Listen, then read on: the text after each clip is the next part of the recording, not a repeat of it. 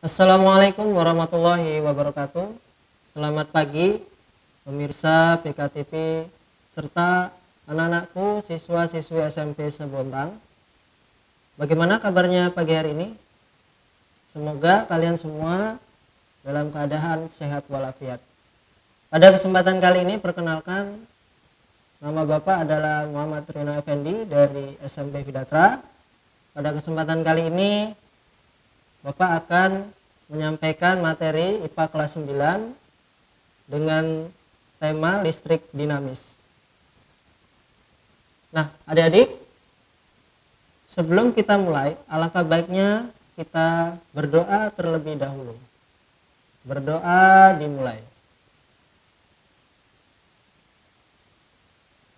Berdoa selesai. Nah, adik-adik, mungkin kalian di rumah punya peralatan elektronik seperti lampu, TV, kulkas, dan lain-lain. Tahukah kalian bagaimana lampu dapat menyala atau TV dapat menyala? Tentu membutuhkan namanya listrik.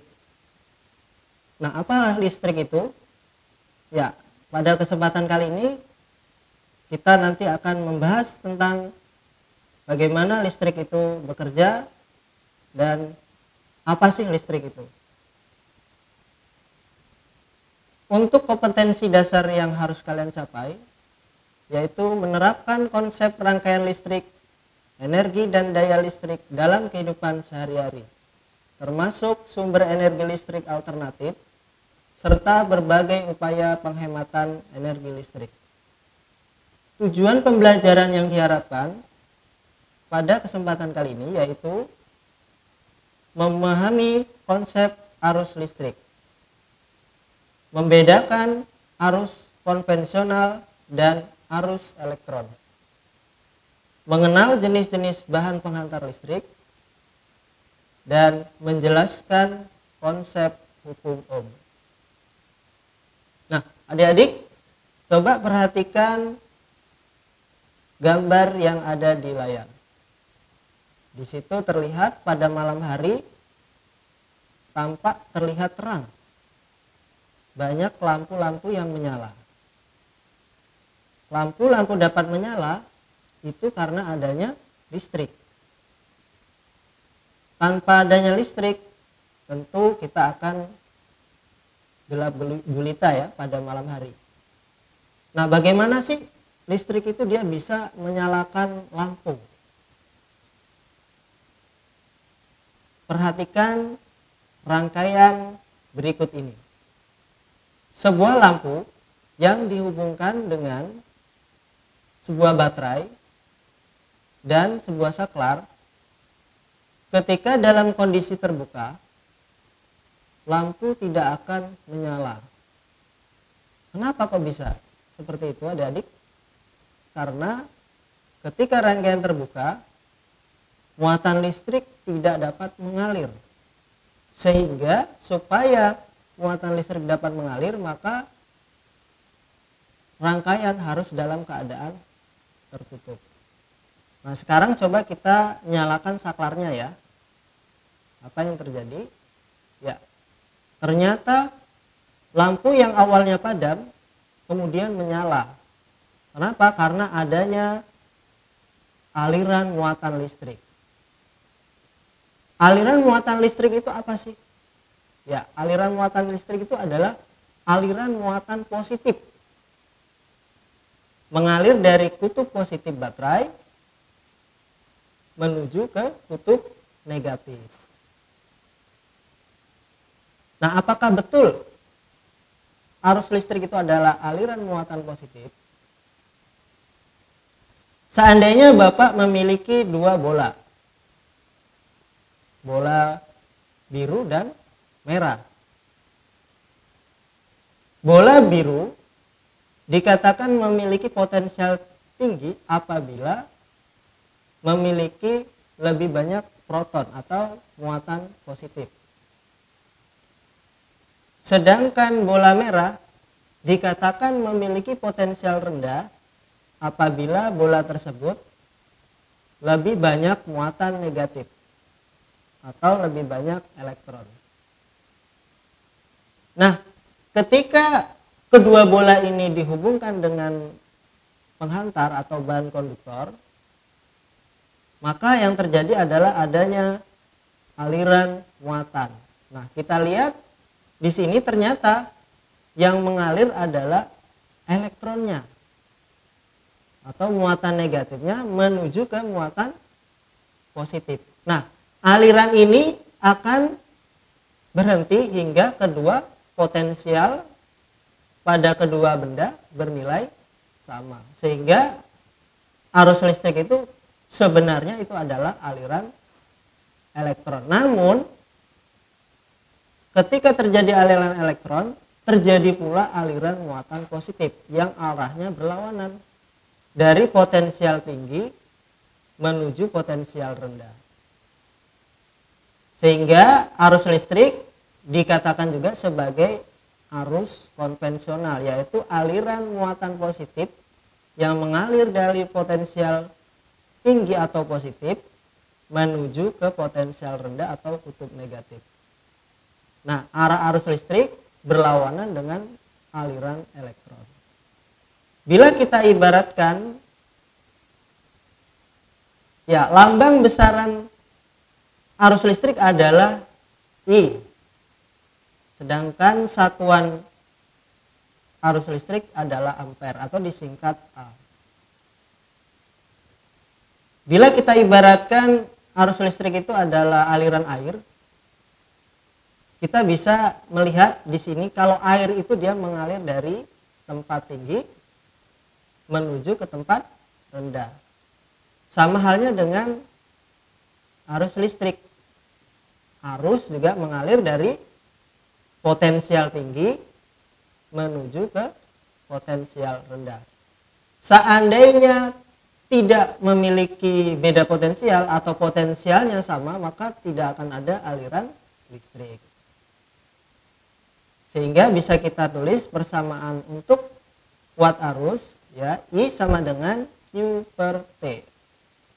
I adalah arus listrik atau lambang satuannya ampere, Q adalah muatan listrik satuannya coulomb, dan T adalah waktu satuannya sekon. 1 ampere itu artinya muatan sebesar 1 coulomb yang mengalir dalam rangkaian tertutup selama 1 sekon. Nah, ayo kita berlatih adik-adik. Di sini ada muatan listrik sebanyak 0,5 coulomb melewati kawat konduktor selama 1 menit. Berapakah arus listriknya? Oke, kita tulis dulu apa yang diketahui di soal. Ya, muatan listrik tadi lambangnya apa? Q, ya. Q sama dengan 0,5 coulomb.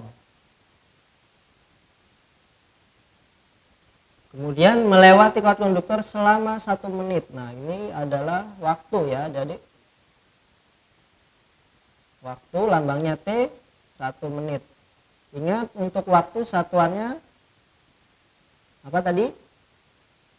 Ya, sekon, ya. Jadi harus kita ubah dulu menjadi satuan sekon. Jadi 1 menit itu kan 60 sekon. Berarti kita kalikan 60, ya. 1 kali 60 sama dengan 60 sekon. Nah, arus listrik bisa kita hitung dari I sama dengan Q per T. Muatan dibagi satuan waktu. Muatannya 0,5, kita masukkan saja 0,5 per waktunya 60. Ya, ini berarti kita coret 5 dengan 60, ya. Ini 12, ya. Sehingga di sini 0,1 per 12 atau sama dengan 1 per 120 ampere. Nah, bagaimana adik-adik? Mudah kan? Ya, semoga kalian bisa memahaminya. Ya, berdasarkan kemampuan menghantarkan arus listrik, benda dibagi menjadi 3. Ada konduktor. Apa itu konduktor? Yaitu benda yang mudah mengantarkan listrik. Contohnya aluminium, timah, tembaga, emas, perak ya. Sebagian besar bahan konduktor itu adalah bahan logam ya. Kemudian yang kedua adalah isolator. Apa itu isolator? Yaitu bahan atau benda yang sulit menghantarkan listrik. Nah, seperti gelas ya dari kaca ya, bahan dari kaca, plastik, keramik, kayu, karet dan lain-lain. Nah, yang ketiga adalah bahan semikonduktor, yaitu bahan yang dalam kondisi tertentu dia dapat mengantarkan listrik. Nah, seperti dioda, lampu LED, transistor, IC ya. Nah, itu dia terbuat dari bahan semikonduktor. Nah, hambatan, apa itu hambatan adik-adik? Ya, seandainya kalau kita berjalan, kalau misalkan jalannya banyak penghalangnya, maka kita akan lambat. Berbeda dengan kalau jalannya lebih sedikit hambatannya, maka akan lebih lancar. Nah, begitu juga dengan muatan. Ketika muatan itu banyak hambatannya, maka muatan akan mengalir lebih sedikit. Ketika muatan tersebut memiliki hambatan yang kecil, maka arus akan mengalir lebih besar. Nah, lambang hambatan, lambang besarnya adalah R, kemudian satuannya adalah ohm, ya dilambangkan dengan omega.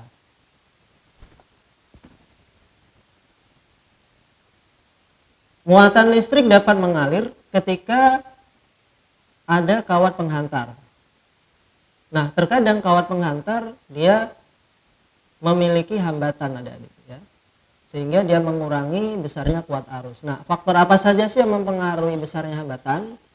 Yang pertama adalah hambat jenis bahan. Setiap bahan dia memiliki hambat jenis yang berbeda-beda. Semakin besar hambat jenis suatu bahan, maka semakin besar hambatannya. Nah, sehingga pada bahan isolator itu kecenderungannya memiliki hambatan yang cukup besar hambat jenisnya. Kemudian bahan konduktor itu memiliki hambat jenis yang sangat kecil, sehingga dia lebih mudah mengantarkan arus listrik. Nah, lambang hambat jenis itu adalah Rho, kemudian satuan hambat jenis adalah ohm meter. Sehingga bisa kita simpulkan bahwa hambatan itu sebanding dengan hambat jenis bahan. Nah, faktor yang kedua adalah panjang kawat penghantar. Nah, jadi kalau punya kawat panjang sama kawat pendek, kira-kira mana yang paling kecil hambatannya? Ya, tentu yang kawatnya lebih pendek. Semakin panjang kawat, maka hambatan akan semakin besar. Nah, besarnya hambatan itu bisa kita tulis R itu sebanding dengan L ya. L tadi panjang kawat. Yang kedua adalah luas penampang. Semakin besar luas penampang, semakin kecil hambatannya. Atau bisa kita tulis R berbanding terbalik dengan A ya. A adalah luas penampang. Sehingga bisa kita tulis persamaan hambatan pada kawat penghantar R sama dengan Rho dikali L per A. Di mana R itu adalah hambatan kawat, satuannya ohm, sedangkan Rho hambat jenis bahan, satuannya ohm meter, dan L adalah panjang kawat, satuannya meter. A adalah luas penampang kawat, satuannya meter persegi.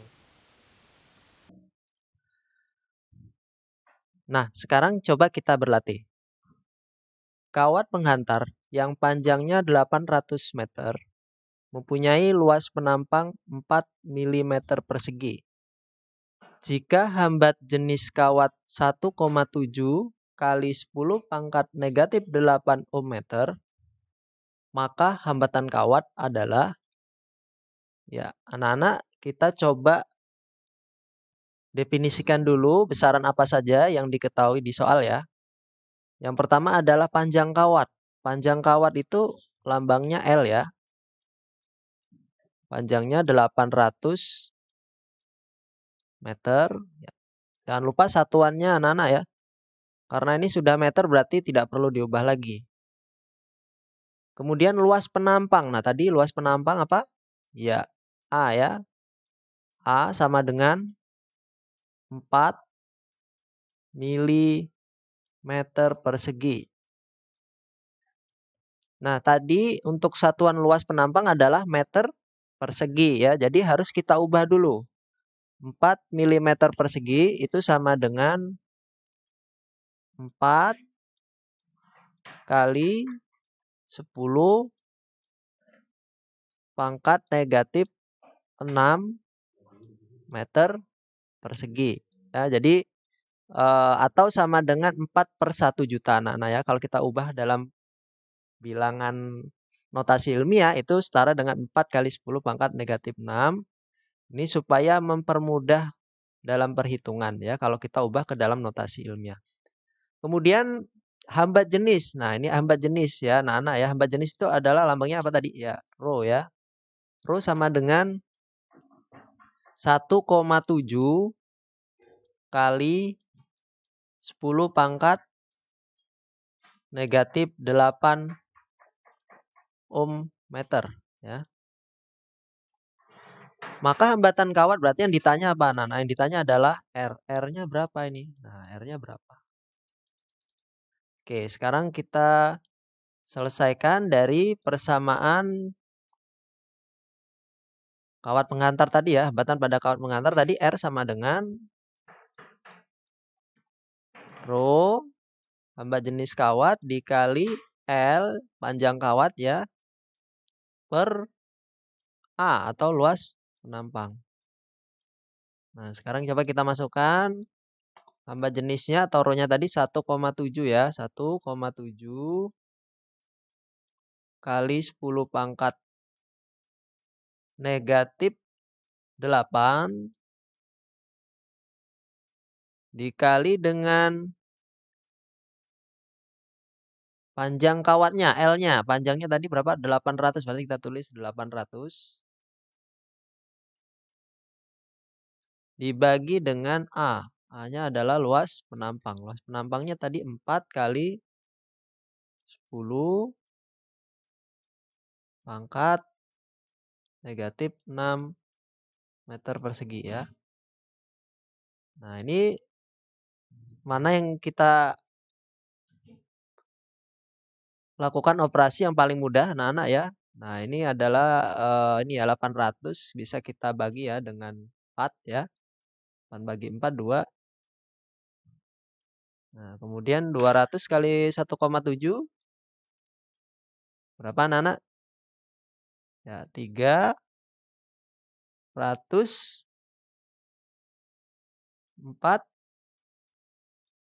ya. Nah, kali 10 pangkat negatif 8 per 10 pangkat negatif 6. Nah, ini anak-anak tinggal membagi saja bilangan berpangkatnya ya. Ingat kalau pembagian pada bilangan berpangkat ya tinggal mengurangi saja pangkatnya ya. Sehingga nanti 340 dikali 10 pangkat negatif 8 dikurangi negatif 6. Kenapa dikurangi? Karena pembagian. Kalau perkalian pangkatnya ditambah anak-anak ya. Sehingga hasilnya menjadi 340 kali 10 pangkat ya min 8 dikurangi min 6 berarti sama aja min 8 ditambah 6 ya. Min 8 ditambah 6 sama dengan ya negatif 2 ohm ya.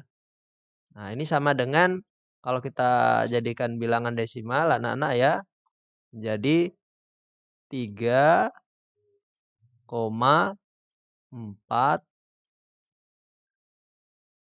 ohm.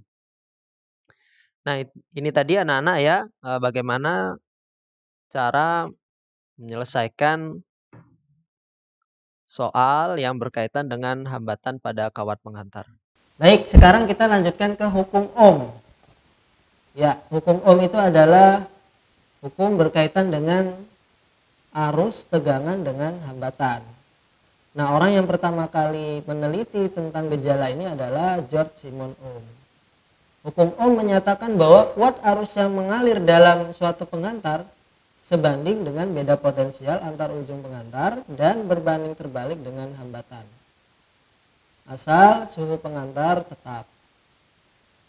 Nah, percobaan hukum Ohm bisa kita buat simulasi seperti ini adik-adik ya. Ini adalah baterai kemudian dirangkai dengan sebuah hambatan atau resistor ya. Nah, nanti diukur berapakah kuat arus yang mengalir dalam rangkaian. Kemudian tegangannya juga kita ukur pada ujung-ujung hambatan. Mula-mula kita beri satu baterai terlebih dahulu. Lalu dicatat arus dan tegangannya. Nah, sekarang coba kita lihat ya, kalau satu baterai bagaimana? Ya, kalau satu baterai ternyata tegangannya pada resistor 4 volt ya. Arusnya 0,2 ampere. Ditambah satu lagi baterai, tegangannya menjadi 8 volt, arusnya 0,4 ampere. Tambah lagi menjadi 3 baterai, tegangan 12 volt, arus 0,6 ampere. Nah, sekarang coba kita plot ya grafik antara tegangan dengan kuat arus. Ya, sumbu X adalah kuat arus, sumbu Y adalah tegangan. Coba kita lihat. Ya, ternyata grafiknya berupa garis linier adik-adik ya. Berarti bisa kita simpulkan bahwa arus sebanding dengan tegangan. Sesuai dengan hukum Ohm tadi ya. Semakin besar kuat arus yang mengalir, maka semakin besar tegangan.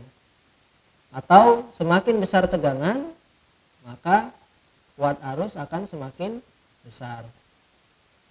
Nah, kemiringan kurva ya atau gradien itu adalah besar hambatan. Sehingga bisa kita tulis delta Y per delta X. Nah, delta Y ini adalah panjang sumbu Y ya. Panjang sumbu Y di sini adalah tegangan. Sehingga bisa kita ganti delta Y dengan V ya. Kemudian sumbu X ini adalah kuat arus ya. Bisa kita ganti delta X dengan I sehingga hambatan sama dengan V dibagi I atau tegangan dibagi kuat arus. Nah, di sini bisa kita tulis ya, kuat arus itu bisa dihitung dari tegangan dibagi dengan hambatan. Sesuai dengan grafik tadi bahwa arus sebanding dengan tegangan ya. Dan arus berbanding terbalik dengan hambatan. Kalau hambatan semakin besar, maka arus akan semakin kecil. Untuk V itu adalah tegangan atau beda potensial, satuannya volt. Kemudian I adalah kuat arus, satuannya ampere. Dan R adalah hambatan, satuannya adalah ohm. Nah, coba kita kerjakan soal berikut. Perhatikan grafik hubungan tegangan terhadap kuat arus dari percobaan hukum Ohm. Saat tegangan mencapai 2 volt, arus dalam rangkaian sebesar, ya ini besaran apa yang diketahui adik-adik? Nah, ini kan 3 volt ya, berarti V ya, tegangan ya. V sama dengan 3 volt. Tulis. Kemudian, nah ini ada I ya, ada I itu adalah kuat arus. Kuat arus berarti lambangnya I sama dengan 15 miliampere. Ingat satuan watt arus adalah ampere, berarti harus kita ubah dari miliampere ke ampere ya. Jadi 1 miliampere sama dengan 1/1000 ampere. Berarti nanti kita bagi 1000 pada 1000, sehingga nanti hasilnya sama dengan 0,015 ampere. Sehingga kita bisa mencari hambatannya ya. Berapa hambatannya ya? R hambatan ya. Kita cari dulu kemiringan kurvanya ya, atau gradiennya dari delta Y per delta X ya. Delta Y-nya kan tadi tegangannya ya, berarti 3 dibagi dengan delta X-nya adalah arus, yaitu 0,015 ampere. Nah, ini bisa kita ubah tadi ya, kalikan dengan 100 ya, atau 1000 supaya nanti desimalnya hilang ya. Berarti 3 kali 1000 3000 ya. Nah, ini kalau di atas kali 1000, bawah kali 1000 supaya tidak mengubah nilai pecahan. 0,015 dikali 1000 sama dengan 15. Sehingga bisa kita coret di sini ya, 30 dengan 15 sama dengan 2 ya, berarti hambatannya adalah 200 ohm. Nah, kan yang ditanya adalah kuat arus ya pada saat tegangan 2 volt, berarti kita cari I-nya dari I per R ya. Tegangannya 2 volt ya, sesuai di soal. Kemudian hambatannya adalah 200 ohm. Berarti kita coret saja ya, 2 dengan 2 habis. 2 dibagi 200 tinggal 1/100 ampere, atau sama dengan 0,01 ampere. Nah, bagaimana adik-adik? Cukup mudah ya. Mudah-mudahan kalian bisa memahaminya.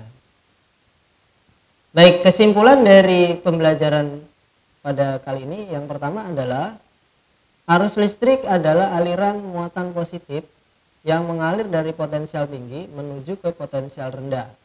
Arah arus listrik berlawanan dengan arah aliran elektron. Arus listrik hanya dapat mengalir dalam rangkaian tertutup. Berdasarkan kemampuan benda menghantarkan arus listrik, benda dibagi menjadi 3, yaitu konduktor, isolator, dan semikonduktor. Perbedaan kemampuan setiap bahan dalam mengantarkan arus listrik bergantung dari besarnya hamba jenis bahan. Kemudian yang terakhir, kuat arus yang mengalir dalam suatu pengantar sebanding dengan beda potensial antar ujung-ujung pengantar dan berbanding terbalik dengan hambatan, asalkan suhu pengantar tetap. Demikianlah adik-adik pembelajaran pada pagi hari ini. Semoga kita dapat mengambil manfaat dan pengetahuan, dan kita senantiasa diberikan kemudahan dan kelancaran dalam belajar. Atas perhatiannya saya ucapkan terima kasih. Mohon maaf bila ada kekurangan dalam penyampaian. Bapak akhiri, assalamualaikum warahmatullahi wabarakatuh.